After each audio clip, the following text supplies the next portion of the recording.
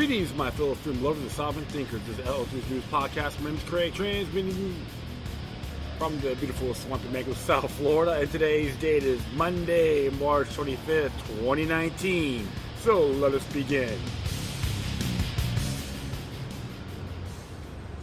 Oh, good day, folks. Hopefully everyone's enjoying the weather down here in South Florida. Looks like spring breakers. Spring break is dying out. It's on this last leg of the month. Looks like some interesting stuff is happening in Gaza. And of course, you know, all going to blame one another, Hamas and all that. So, very controversial as well. I can say that in good faith. And we know that too, Benjamin Netanyahu is a little bit desperate on his upcoming election. A lot of claims about he's been ignoring the Israeli people in certain areas of the nation. However, the garbage media here won't tell you that. They want you to belly up, suck up to them, polish apples. If you criticize them, you are anti-Semitic. How pathetic is that? That's what I gotta say about H.R. 1. I wiped my rear end with it, and anyone in Congress that voted for it is nothing more than a globalist Uncle Tom and Aunt Jemima. And I say that ethically. Yeah, and of course, you got guys like Beto thinks he can do a little gap on how to make common sense gun laws in the United States with nothing more than a pipe dream, a compromise, a little step to say, we want to control you, even though I want to be punk rock or my band Blue. Not that controversial, young man. Just another poser as far as I'm concerned. It's like the little hacks from people you so-called oppose or battle with. They're little factions, the dumb and dumbers in Congress. Well, enough to small talk. Be addressing a few areas here. So, what is happening around the world? Please, folks, pay attention, share the information, and use finesse. Because tyranny is happening around the world. No one is safe. Been living in a dangerous world since the beginning of time. Of course, I was listening to the Vinny Eastwood show. What happened when going on with the thing on New Zealand on March 16th, and his stuff got zapped off. That's how these vultures, Orwellian saps are. Control, lust, and say, we own you. Don't fall for their echo chamber, is meek and unmeritable and makes you or her conformist. And I forewarned you in good faith. Alright, enough of that. We're going to be, I'm going to be actually narrating a few areas here. And hopefully it will come to light. Come on, where are you? Yes. This came from geopolitics.co. Originally from Mint Press News. And this was entitled, Direct Energy Weapon Tech Transfer to Israel with Taxpayers Subsidy. Can we say socialism sharing the wealth? I like people when they tell me they're pro-Israel. It's okay for them to send them foreign aid, but socialism is sharing the wealth. That's not good. Can you hear double speak as usual? Bunch of bobbleheads. You know how that goes, my friends. People have been listening to me for all these years. I just laugh. It's like, I'm a poser. I'm not an activist. I'm a fashion model without a clue. Not rebellious enough. But so, I'm going to narrate this down here. It says here, while the U.S. population are fully entertained and distracted by all the too predictable conclusions on the Mueller investigation, dog and pony show, right? Regarding the supposed Trump-Putin collision during the 2016 presidential election, a new bill was filed behind the scenes for an operation to transfer one or more exotic destructive technologies of our time, i.e. direct high-energy weaponry that includes laser and particle beams.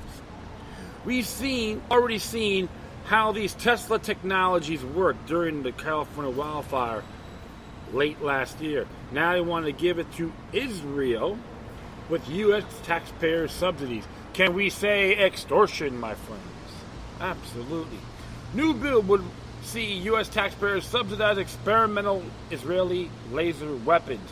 The U.S.-Israel Directed Energy Cooperation Act would deepen Israel's access to grotesque weapons of war that have been developed by the U.S. military but also have been banned for use by American troops.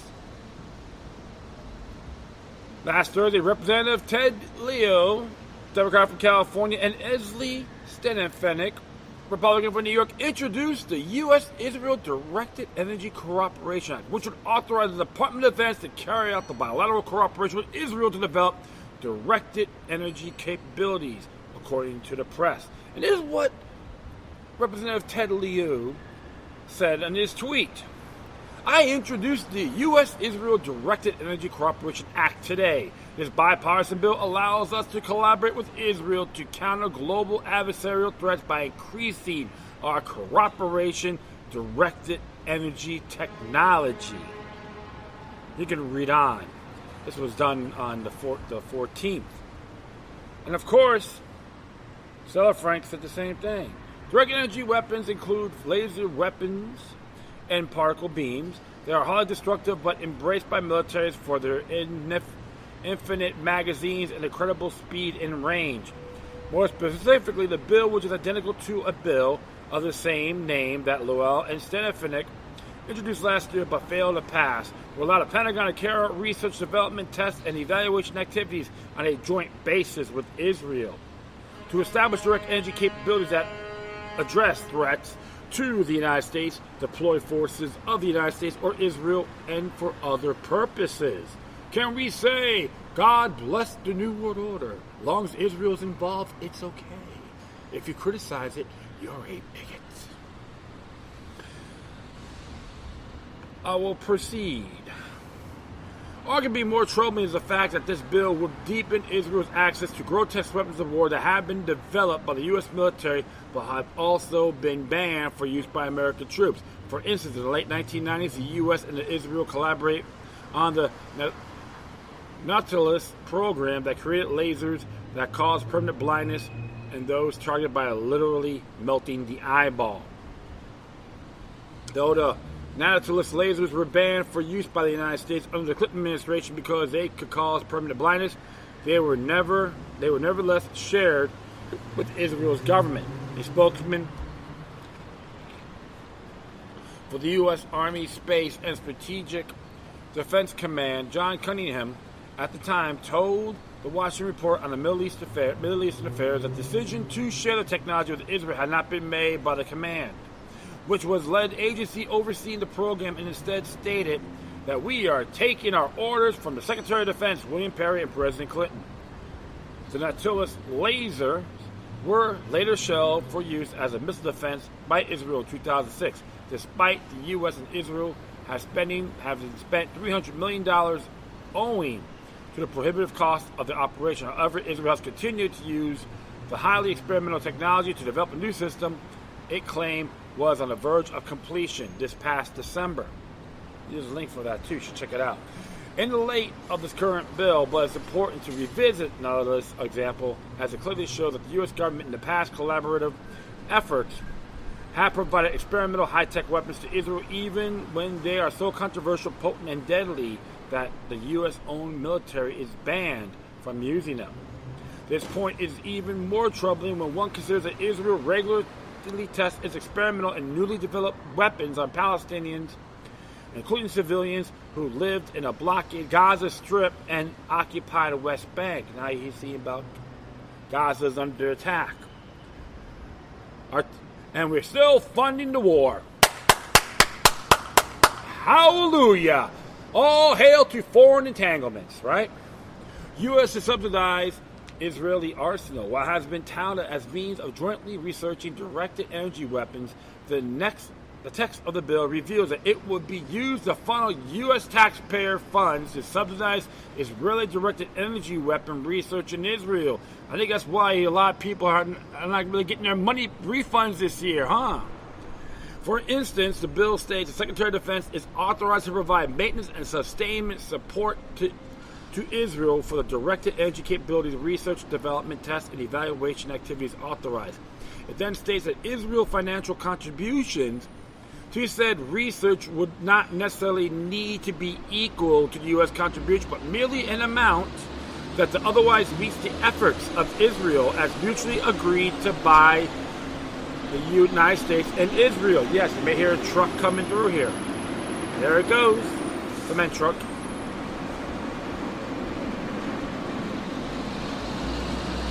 I will carry on in a moment.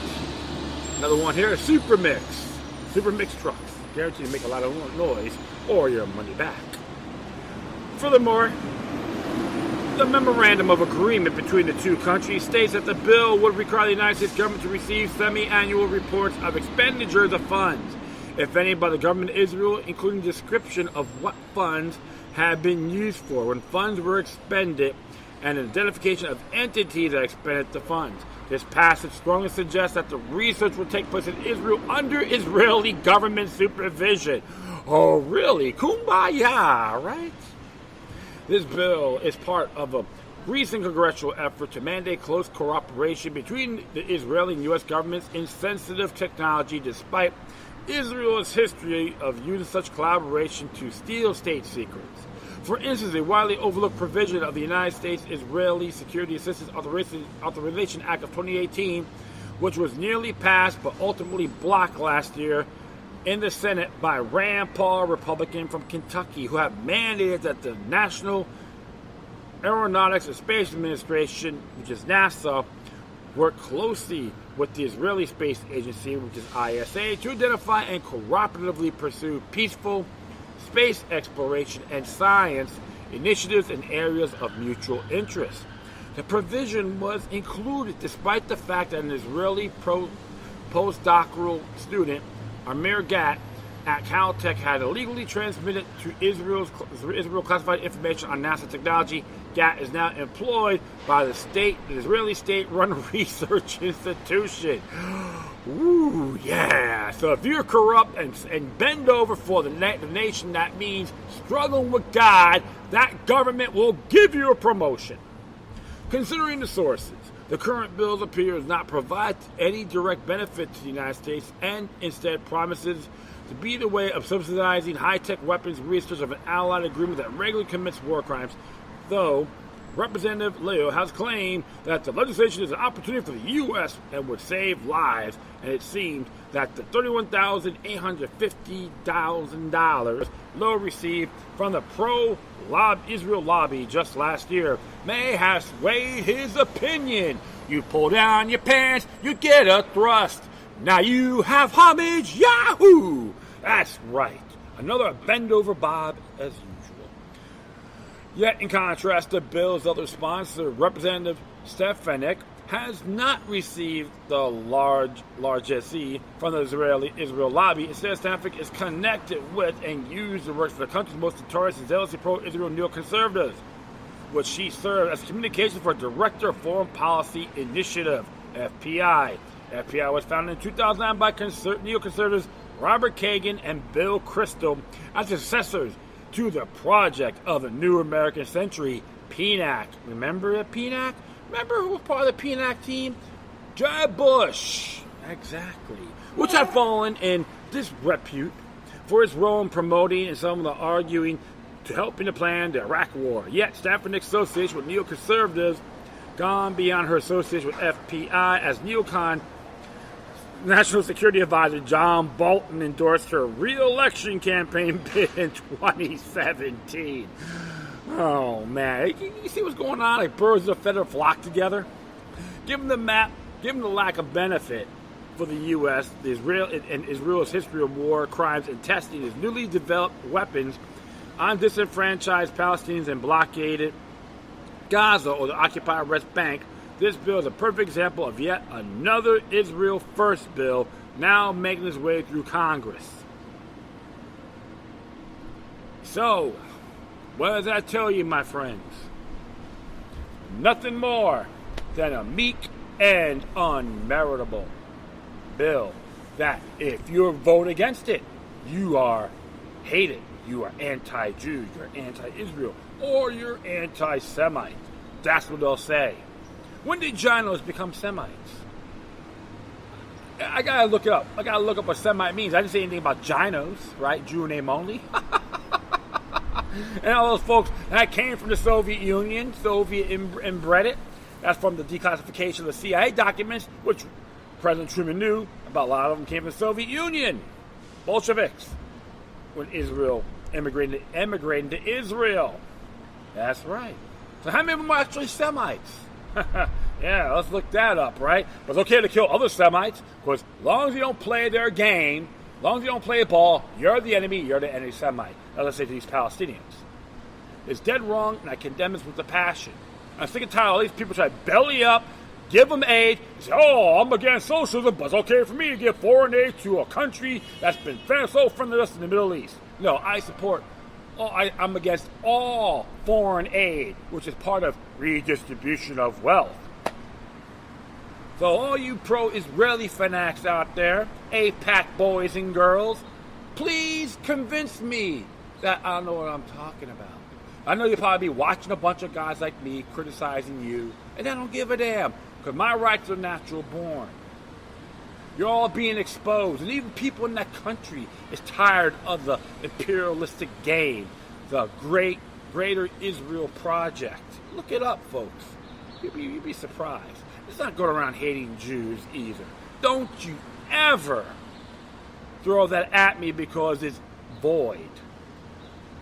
Null and void. Plain and simple. When I hear start calling these congressmen, Republican congressmen, I'll go vote no on this bill. Exactly. Even that person, the test to it. The horn goes, good job. All right, well, next article I want to be looking at here. Yeah, this one will be pretty brief. Got this from activist post. Actually came from Zero Hedge. French military authorized use deadly force on yellow vests by Tyler Durden. French soldiers embedded with Paris police will be allowed to open fire if lives are threatened by yellow vest rioters this weekend, reports Daily Mail, citing the military governor of Paris. They are perfectly capable of appreciating the nature of the threat and answering it with a proportionate manner, said General Bruno Larrey in a Friday interview with France Info Radio. If their life or that the people they defend is threatened, they can go up to open fire. As we reported Wednesday, French authorities announced the deployment of terror troops from Operation Sentinel to focus on yellow vest-related threats, following the worsening protest situation of the past weekend after a brief lull at the end of President Macron's failed Great Debate initiative, which pushed the town halls to air grievances. That's right, which nearly turned deadly for random civilians caught in the mayhem of rioters clashing with police. I'm just wondering how many of them infiltrators trying to start trouble. You got that too. You'd be surprised what French intelligence can do. It has now been confirmed that the French army will support some 5,000 police trying to keep order during the 19th Yellow Vest Saturday demonstration in the row in Paris at the weekend. General Lay told France Info Radio on Friday, if their life or that the people they defend, they can go open fire. That's in Daily Mail. Operation Sentinel began after the January 2015 Ile de France attacks, a series of counter-link attacks that began the Charles Hebdo shooting and resulted in some 10,000 soldiers and 4,700 police and gendarmes deployed at sensitive sites of public buildings across the country. It's funny about that Al-Qaeda-linked terrorist act that began with Charles Hebdo shooting. Don't be like I did. New Americans reporting. I narrated that story a few years ago about the French government were gunning for them. So yeah, you just look it up. It's very interesting. Don't be surprised because they use to me that's an excuse because they didn't like what they were doing, and they had to find ways to shut them up. That's just my personal intake based on what I read. So I'm going to continue on here. After weekly cabinet meeting on Wednesday, government spokesman Benjamin Griveaux pointed in the new form of violence Saturday, which he said justifies the deploying counter-terrorist forces. That's what he says right here. Scenes of chaos on the Champs-Élysées with fires in progress. Several shops completely destroyed. That was on Nanzuzi, as Gertie has a tweet. After seeing the new forms of violence in society, emergency measures will be taken to reinforce the reaction of security forces, Rivas said. He added that this includes the reinforced mobilization of Sentinel to protect official buildings and other fixed positions in the Capitol. Individuals have decided to attack democracy and its symbol, Rivas said further. I don't know about that. Like I said, how many of them were infiltrators, provocateurs, or plants that are responsible for this? Don't be surprised if you're going to have this. And a lot of people with the yellow vests are very organic, but like I said, you don't have these little hired fools. They're everywhere. It's like when you have these Ku Klux Klan rallies, how many of them are actually paid by the feds on their payroll? You'd be surprised. Like I've seen them places like around here. It's happening in Paris right now. So all you folks out there, they're trying to keep it real. Stand to your principles, but pay attention to your surroundings. And call out these parasites that are supposed to you believe they're infiltrating, interfering in your cause, obstructing, trying to get you killed or get you thrown in prison for a very long time. Viva la liberté to the beautiful people in France. I'm going to do one more here. It's about in reference to obstruction, no obstruction, anything like that, the Mueller case. I know CBS News, they're making a big stink about this thing. Everyone's like jerking off, calling out the war gods. We gotta impeach Trump. If not, I won't get it. I won't have an orgasm. Well, this is what it has to say here. This is from Bloomberg Report. Actually, Personal Liberty put this on here. How Barr found no obstruction by Trump when Mueller wouldn't. Very good commentary here. Says here, Democrats look at Special Counsel Robert Mueller's conclusion that he couldn't exonerate Donald Trump on obstruction of justice charges as vindication for the continued probe of the president. Republicans pointed to other sentences in the Attorney General William Barr letter on Mueller's report claimed the vindication of their own, noting Barr found there wasn't enough evidence to form an obstruction case. How can one report lead to such different conclusions?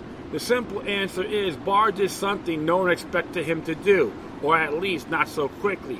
That was past judgment on some Mueller's findings in a letter sent to Congress on Sunday. He did so in the space of less than 48 hours after first announcing he received Mueller's report on Friday. Now, Democrats are crying foul, with the head of the House Judiciary Committee, Gerald Nadler, already calling for Barr to come before his committee to explain himself.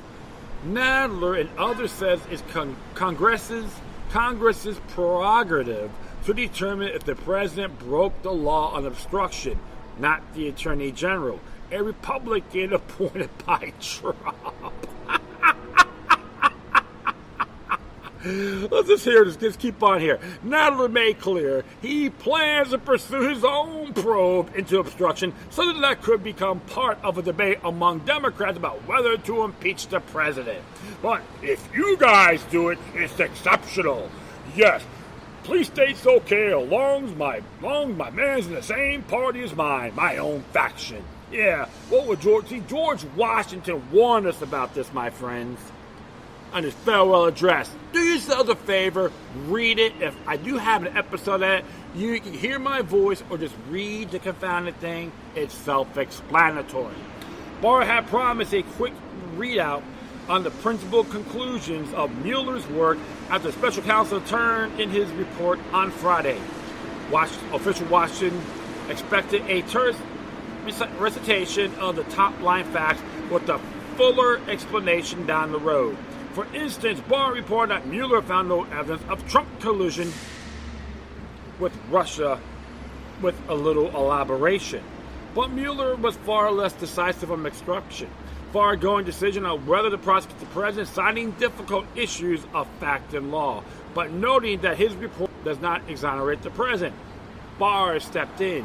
He inserted his own judgment and that of Deputy Attorney General Rod Rosenstein that charging Trump with obstructing justice wasn't warranted. Barr said simply the evidence didn't rise to the level that Trump broke the law. Barr said in his summary that most of Trump's actions took place in public view or have been subject of public reporting.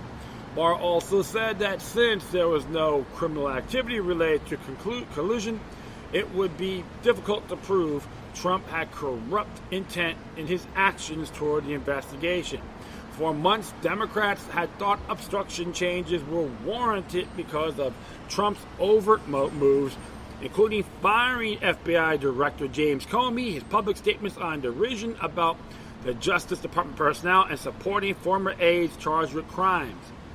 But demonstrating Trump's intent with those moves is a much more difficult task. Barr doesn't make it clear in his letter whether Mueller asked him to make a determination on obstruction. It's also possible that Mueller believed that it's a matter that Congress should decide. Mueller's spokesman Peter Carr declined to comment. Mueller concluded his investigation to obstruction without ever asking Trump about his actions. Trump's lawyers wagered that Mueller would subpoena Trump for his testimony and refused to answer questions from Mueller related to obstruction, fearing that Mueller could accuse him of perjury if they were contradicted by other witnesses. But when Mueller lies to Congress on the weapons of mass destruction in Iraq, which he supported his good old boyfriend, Colin Powell, that's called exceptionalism. Yeah, double speak, double standards the tyrannical way. Once Barr's summary was released, Trump quickly claimed victory, and Democrats now face an uphill battle in public opinion if they choose to take the case further than Barr's own report says they should.